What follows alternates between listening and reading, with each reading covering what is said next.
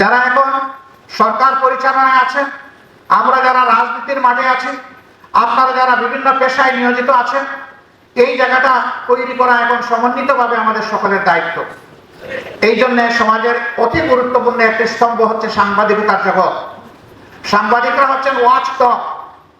তারা উপর থেকে সবকিছু দেখার চেষ্টা করেন এবং তারা জনগণের ভাষা অনুযায়ী ভাষা বুঝেন, পড়েন এবং তা মানুষের সামনে তুলে ধরেন।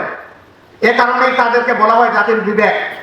কিন্তু সেই বিবেকগুলো গত 15 বছর 15.5 বছর আফসোসের বিষয়, তারা বিবেক অনুযায়ী তাদের দায়িত্ব পালন করতে পারেননি।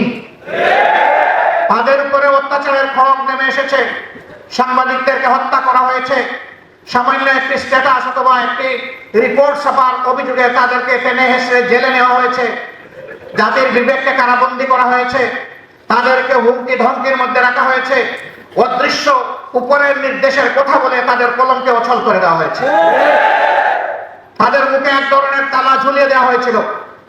5 তারিখের পর থেকে হাতের কলম মুক্ত হয়েছে, মুখের তালাও সরে গিয়েছে। আমরা চাই যে এটা যেন, এই মুক্তি এবং তালা সরে যাওয়া এটা যেন চিরদিনের জন্য হয়। আপনাদেরকে বলা হয় সমাজের দর্পণ।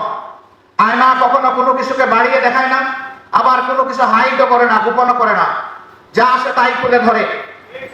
অনেক সংবাদপত্র সংবাদের নামে, নিউজের নামে নিজেদের ভিউজ তুলে দেন। তার ভিতরে যা খেলে যে চিন্তা, তিনি যা চান সেটা নিউজের নামে চালিয়ে দেন। এটা আসলে জনগণের জন্য, সমাজের জন্য কল্যাণকর নয়। আপনি নিউজের জায়গায় নিউজটা দেন, ভিউজের জায়গায় আপনি ভিউজটা লেখেন, তাতে কোনো সমস্যা নেই। জনগণ আপনার ভিউজ যদি কবুল করে আমাদের কোনো আপত্তি নেই। এই জায়গায়ও আমাদেরকে ফেয়ার স্ট্যান্ডার্ড এস্টাবলিশ করতে হবে।